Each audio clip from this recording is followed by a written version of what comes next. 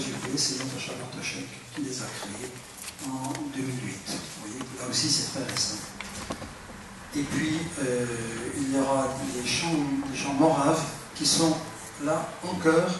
Là, vous allez assister à une première audition française. Les chants moraves, c'est une œuvre pour piano, mais que Jan Oczek a composée en 1922, mais avec des poèmes chantés. Bon, lui, il en a fait une version uniquement piano, et aujourd'hui, on va avoir donc cette première audition. Nous avons beaucoup de chance. Voici les enfants de notre société et Natacha Bartoszek.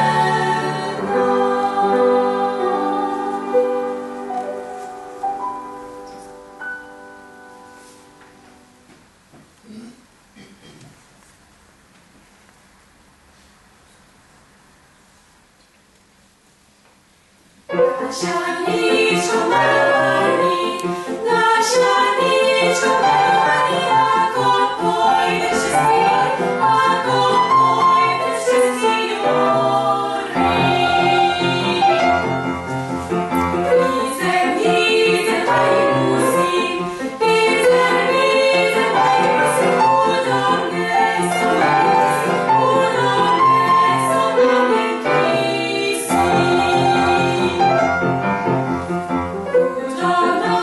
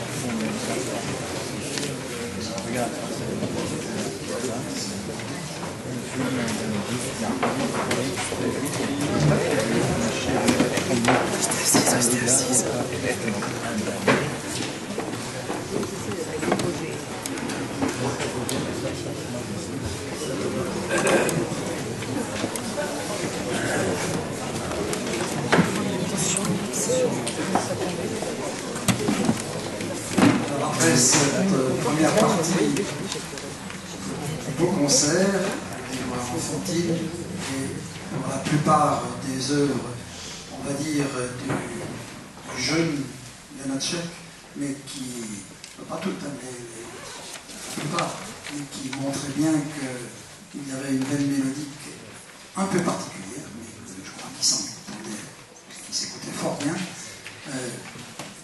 Voilà que arrive mon tour de vous parler un peu de ce livre Janacek en France. D'abord, je vais donner la parole à Jean-Paul Séché.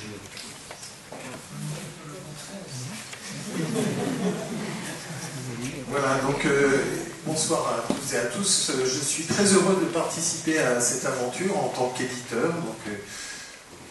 On vient de sortir le livre de Joseph Collomb, Janacek en France. Je crois que c'est un ouvrage qui était nécessaire. Je vais vous parler très brièvement de ma petite maison d'édition indépendante. À l'origine, j'ai créé une maison d'édition musicale, c'est-à-dire que c'est toujours le principal de notre activité.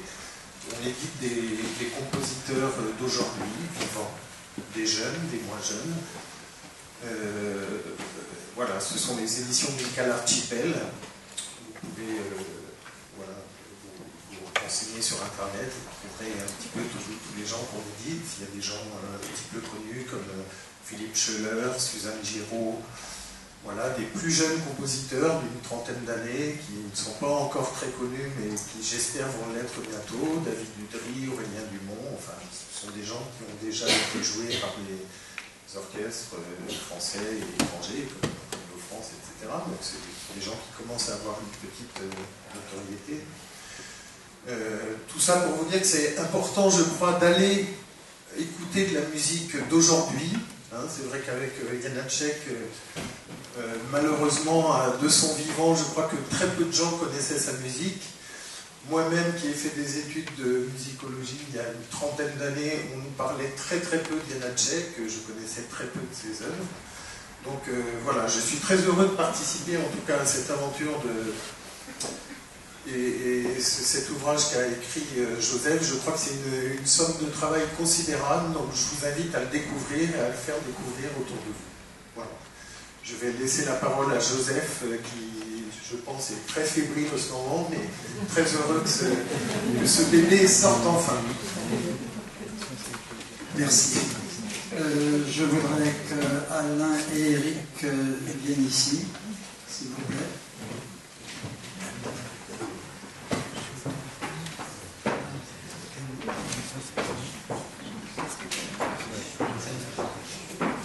Parce que si ce livre existe, ils en sont un peu les responsables, puisque Éric Baud et Alain Châtel-Famille sont les créateurs du site Musica Bohemica, le seul site français qui s'occupe ô combien de la musique tchèque.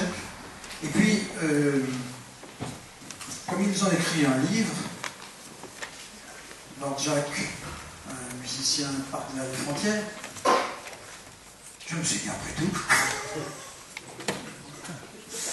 Non, c'est pas exactement ça. Donc, simplement, je pense que j'ai été guidé par tout ce qu'ils ont fait et également par une étude qu'avait menée Alain Châtel-Famille, Dvorak et la France. Je ne sais pas comment si vous pouvez intituler ça comme ça, oui, le point. Et j'ai été absolument étonné de tout ce qu'il est allé chercher dans les archives pour Dvorak.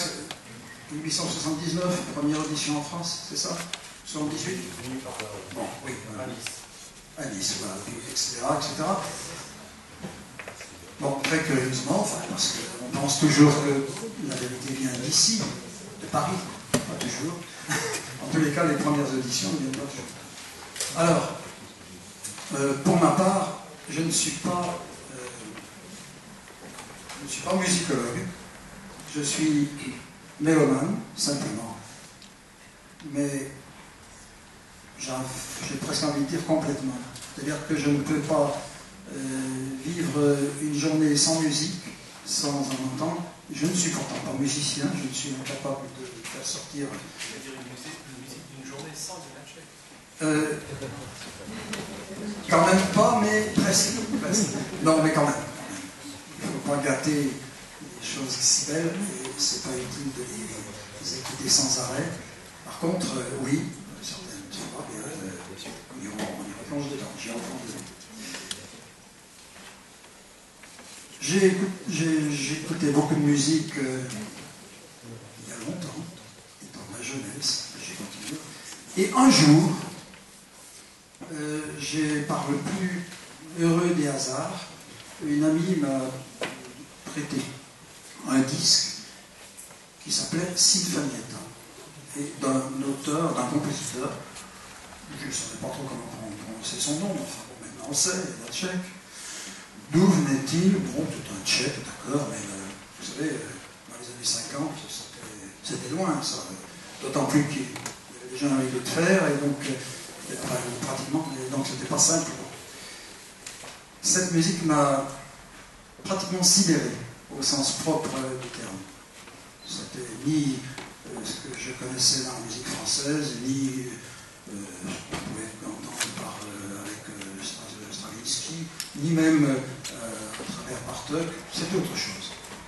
Et puis, quelques temps plus tard, encore un deuxième hasard heureux, j'ai entendu, j'ai acheté un disque, c'était la Missa Slava, je me souviens, c'est la messe glagolitique, mais c'était un disque qui venait d'Italie, bon, passant les détails. Et alors là, une nouvelle sidération, presque un coup de tonnerre, le tonnerre, la foudre qui est tombée dessus. D'où venait cette musique? De quel monde était ce compositeur? Ça m'a donc interpellé beaucoup.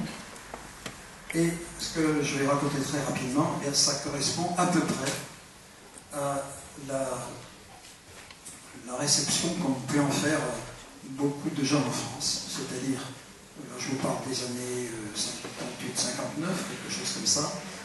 Et pendant longtemps, eh bien, je n'ai rien su d'autre, je n'ai rien entendu d'autre de Janacek. Ce qu'on entendait, c'était de temps en temps sur France Musique, qui commençait à mettre vers 64, quelque chose comme ça. Mais bon, très peu de choses. Et ça a surtout démarré chez moi lorsque j'ai pu aller en République tchèque. C'était encore la Tchécoslovaquie, c'était 1990, lorsque le voyage était possible sans de complications, etc., etc. Et là, j'ai découvert plein de choses. J'ai fait comme beaucoup d'entre vous. Je suis revenu de Prague avec mes valises pleines de disques, presque. Et là, j'ai découvert un monde petit à petit. Et lorsque, en 2002, j'ai pu jeter un œil sur un site qui s'appelle Musica Bohemica, et donc qui parlait, qui écrivait, je ne devrais pas dire parler, qui écrivait sur la musique tchèque, mais qui écrivait pas de manière singulière, on va dire. Pas comme d'habitude, pas simplement les anecdotes, pas simplement les petites histoires d'ici de là pour essayer d'appâter quelqu'un en quelque sorte. Non, c'était du sérieux. Et je me suis dit, je vais proposer mes services, mais je pensais simplement écrire 2-3 pages, puis c'est tout. Et puis, la passion, quand elle prend, on met un doigt dans un petit engrenage, et puis ensuite, c'est le bras qui passe, etc., etc. Voilà donc. Alors, j'ai donc cherché, à partir de là, des réponses à mon interrogation. Comment se fait-il qu'un compositeur d'une richesse si forte ait mis si longtemps à être connu en France? Et là, je suis allé de surprise en surprise, heureuse et moins heureuse. Figurez-vous que Janacek est mort en 1928. Eh bien, figurez-vous qu'en 1908, donc 20 ans avant sa disparition, on avait connu trois de ces chœurs qui étaient interprétés par la chorale des instituteurs moraves, mais dans des concerts de musique chorale tchèque, si bien que ces chœurs étaient passés un peu inaperçus, enfin en tous les cas englués avec l'ensemble de l'autre production, enfin de la production tchèque d'autres compositeurs. Et puis finalement, on avait surtout remarqué la qualité des interprètes, mais pas beaucoup la qualité de la musique. Donc il a fallu du temps pour que, tout doucement, on découvre cette œuvre, d'autant plus que les interprètes français ne se sont pas bousculés, mais ça vaut quand même la peine de les citer, enfin au moins de citer un certain nombre. Pierre Monteux, qui en 1929 a fait la création française de la Sinfonietta, mais à l'époque elle est passée pratiquement inaperçue. Un autre interprète, alors un chef qui est peut-être un petit peu oublié maintenant, c'est René Batton, au concert Padelou, qui a interprété des extraits des danses de Laki. Laki ou non, Laki, oui. En 1930 et 31, là aussi, bon, on a écouté un petit peu, mais bon, c'était de l'exotisme, comme bien souvent. Bah, c'est de l'exotisme, c'est pas du sérieux bien. Ensuite, il y a eu, alors je ne parle que des interprètes français, là, il y a eu la pianiste Germaine Leroux, qui est aussi un peu oubliée maintenant, qui a interprété la partie de piano de la sonate pour violon et piano, et puis qui a accompagné des chanteurs pour la deuxième audition du journal disparu, dont vous allez entendre des extraits tout à l'heure. Ça s'est passé en 1936. Alors donc, quelques incursions pendant à peu près la première moitié du siècle. Pendant le temps de la guerre et de l'occupation, je n'ai rien trouvé. Ça ne veut pas dire qu'il n'y a pas eu peut-être des exécutions ici et là, mais pour le moment, je n'ai rien trouvé. Donc finalement, en 1945, après cette période troublée, pratiquement tout était à refaire pour Janacek. Janacek était mort depuis déjà plusieurs années.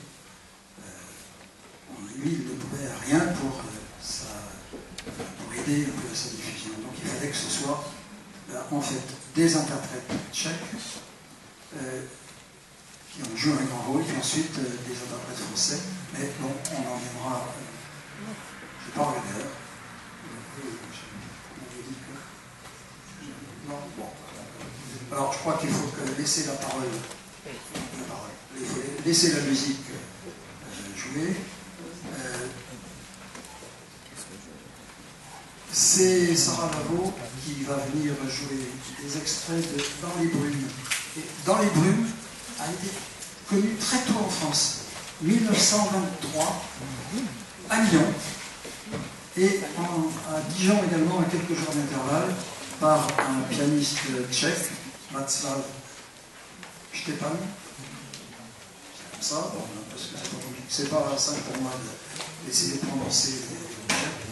Et puis ensuite, plus rien, jusqu'en à peu près aux années 60, et puis de temps en temps, tous les 8 ans, tous les 10 ans.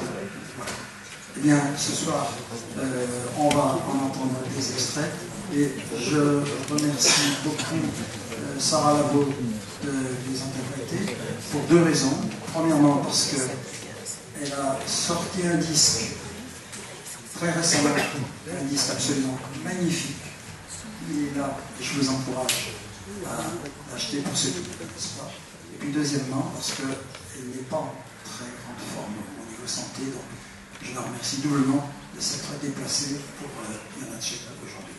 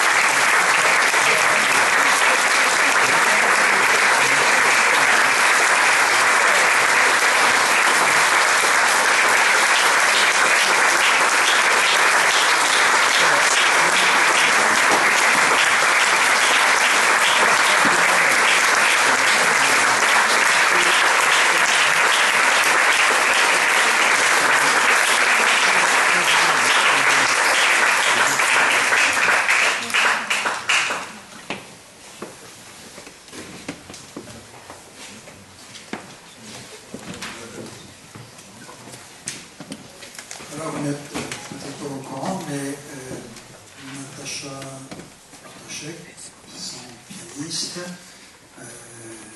Sarah Haro, vous allez l'entendre, c'est magnifiquement, et puis les trois autres musiciens qui vont venir ensuite sont tous venus gratuitement pour Yana Tchèque et pour le lancement du livre. Donc, je pense que ça mérite des applaudissements. C'est quelque chose.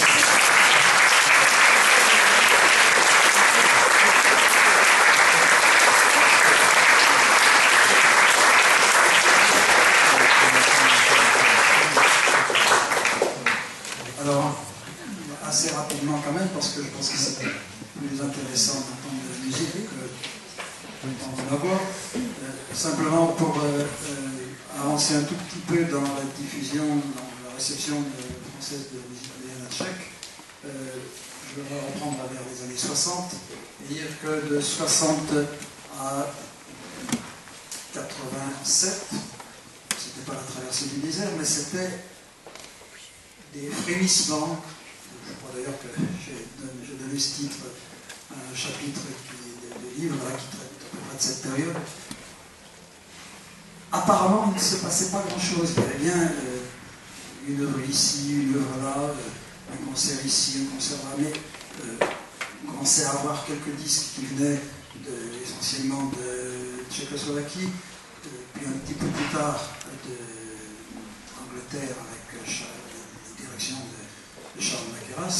Mais bon, rien qui venait contredire l'idée que Yana Tchèque était un ministre inconnu, ou en tous les cas quelqu'un qu'on connaissait mal. Cependant, des petits cailloux étaient semés et qui allaient un peu donner des directions. Alors, j'ai déjà parlé tout à l'heure de Jean Périsson qui a créé donc Cata Catanova, en version française, ici à Paris, en 1968, qui a également dirigé l'affaire Makropoulos. C'est le seul chef français qui a dirigé 2 opéras de Yana Tchèque pendant cette période, mais presque jusqu'à maintenant. peut-être Sylvain Cambrelin qui l'a rejoint, mais très récemment. Donc c'est quand même très important, c'était des jalons qui ont été posés. Un ensemble, alors cette fois-ci tchèque, qui portait bien son nom, le quatuor Janacek, a fait, je n'ai plus le nombre de tournées dans la tête, mais je dirais au moins une bonne vingtaine de tournées, et qui a donc essaimé la bonne musique, je ne vais pas dire la bonne parole, les bonnes notes, les deux quatuors Janacek, à partir de 1958 jusqu'en 1982, date de sa dernière tournée. Et là, il a été relayé pratiquement tout de suite par le quatuor, je ne sais pas si je prononce bien son nom, Talik, oui, il n'y arrive pas. Et puis un peu plus tard, alors, beaucoup plus récemment, par le quatuor Prajac. Évidemment, ils n'ont pas été les seuls quatuors, mais les Tchèques, ça a marqué. Et là, quelque chose s'est produit, un petit événement s'est produit en 1986, si je ne me trompe pas.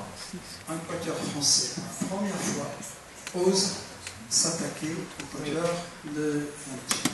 Parce que pendant longtemps, on a dit que ça, c'est une musique tchèque, faite pour les Tchèques, que seuls les Tchèques peuvent jouer.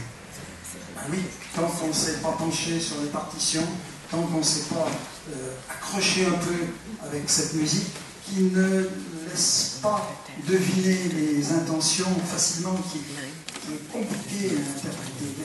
Une fois qu'on s'y est attelé, en quelque sorte, on y rentre. Et peu à peu, beaucoup d'autres quatuors français ont interprété cette musique. Et pour ne pas les nommer, les deux derniers qui ont enregistré le dernier quatuor, je ne pourrais pas dire les deux derniers, les toutes dernières, puisque c'est un quatuor féminin, le quatuor Zaïd, a enregistré les deux quatuors de Janacek il y a très très très longtemps. Mais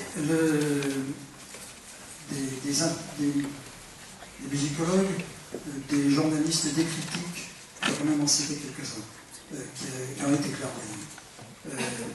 Dans les années 50, Marc Perchel, vous savez, il est surtout connu comme le spécialiste de Vivaldi, en quelque sorte. En fait, c'était quelqu'un qui avait un savoir énorme et qui avait rencontré Janacek en 1984-25 à Brno, et qui avait entendu des œuvres, et ça ne lui était pas resté, ça ne lui était pas indifférent. Et peu à peu, par ses articles, il a converti un petit peu un certain nombre de personnes. En tous les cas, il a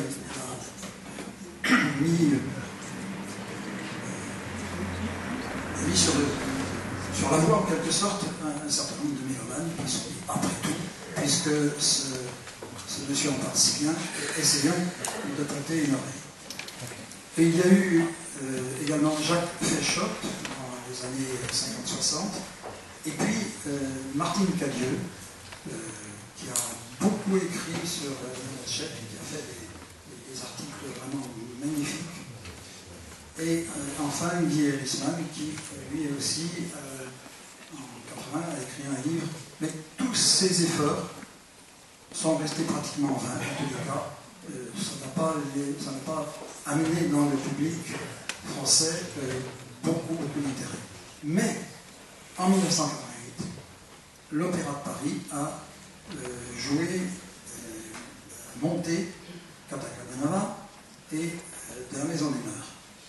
Et c'est quand même très curieux qu'en 1988, l'Opéra de Paris dise que c'était une création française, alors que 20 ans avant, Jean Périsson l'avait créé. Vous voyez, il faut croire qu'on ne s'était pas intéressé vraiment à ce compositeur. Et vraiment, à partir de 1988, là, ça a été le déclic. Il y a eu un festival assez formidable qui a été fait, et ensuite de plus en plus d'interprètes français, des pianistes, des violonistes, etc. Des chefs d'orchestre, pas beaucoup, ensemble pour quatuor, etc. Donc s'y sont intéressés. Et maintenant, non seulement ces opéras sont joués ici à Paris, mais un peu partout, dans tous les opéras de France, Bordeaux, Nice, Strasbourg, etc. etc. Je voulais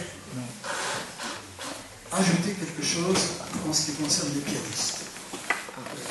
Il y a eu un pianiste qui a joué un rôle considérable dans la découverte de Janacek et dans la diffusion des œuvres de Janacek, c'est Alain Planès.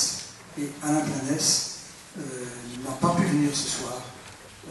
Il était pris par ailleurs et il le regrette bien. Et moi, personnellement, je le regrette aussi beaucoup. Il y a ensuite des livres. Bon, ils sont très peu nombreux, les livres français sur Janacek, contrairement à nos amis anglais. Mais quelqu'un, en 2009, je ne me trompe pas, a écrit un livre absolument remarquable. S'il y en a un à voir, c'est celui-ci. Il est très modestement intitulé Janacek écrit. Et il a été... en fait, c'est une succession d'écrits de Janacek, parce que Janacek n'était pas seulement un compositeur. Il s'est livré à travers ses écrits sur sa musique, mais sur plein d'autres choses. Et ce livre a été traduit, mais il fallait que ce soit quelqu'un qui connaisse à la fois la langue tchèque, bien sûr, et mais parfaitement bien aussi la langue française. Et donc ce livre a été... Ces écrits de Janacek ont été traduits, mais aussi bien reliés par un texte extraordinaire. C'est Daniela Langer, et je suis heureux de la saluer. Elle est ici dans la salle.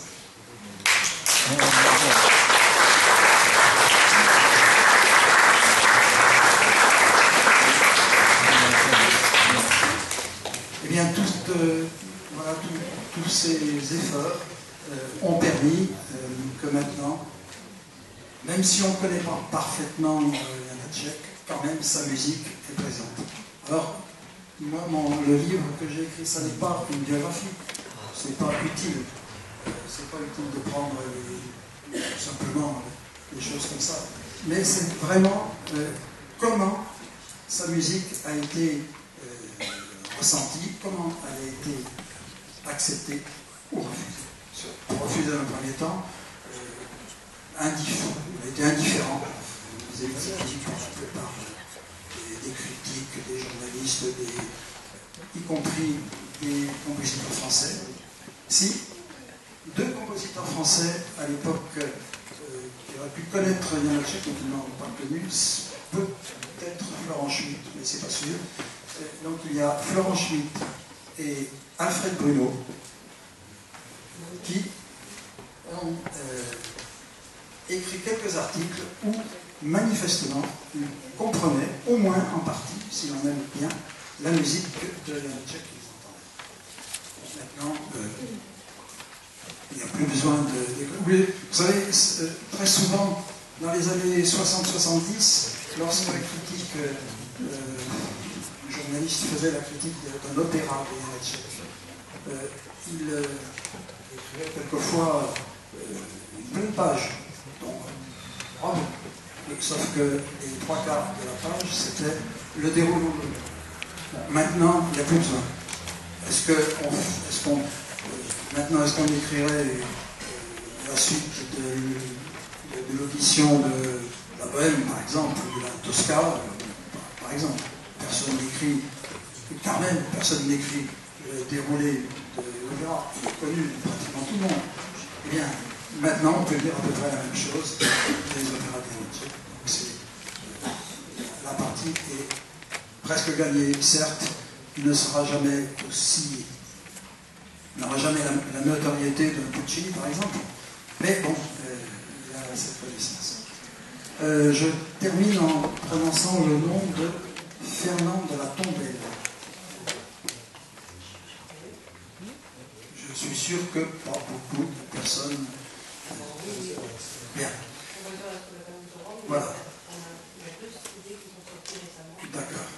c'est tout récent. Mais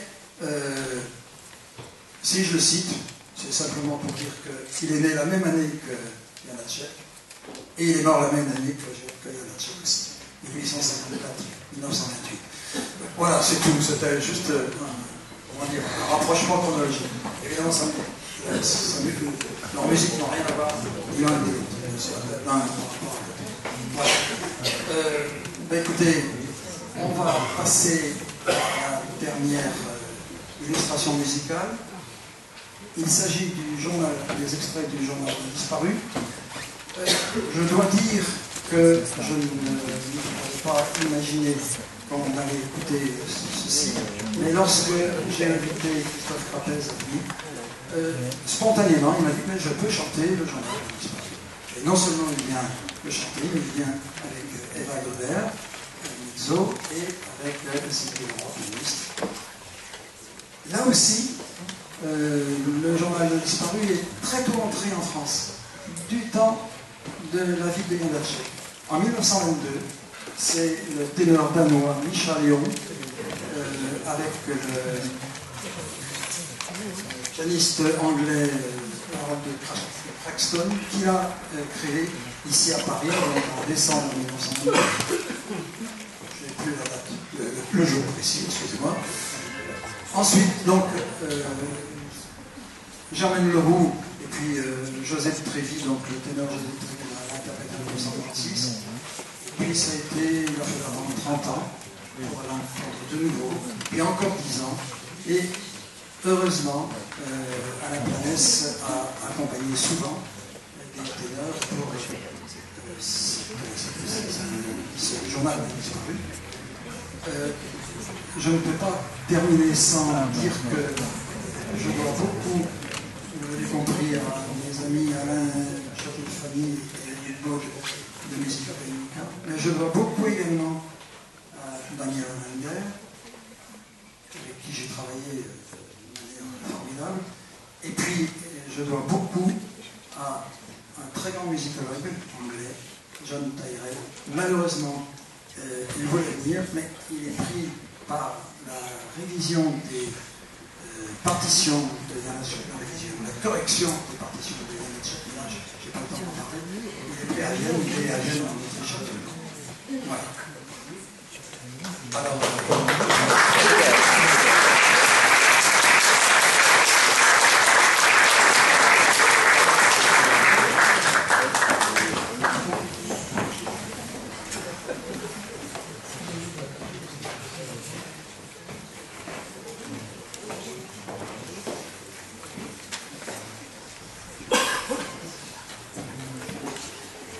j'ai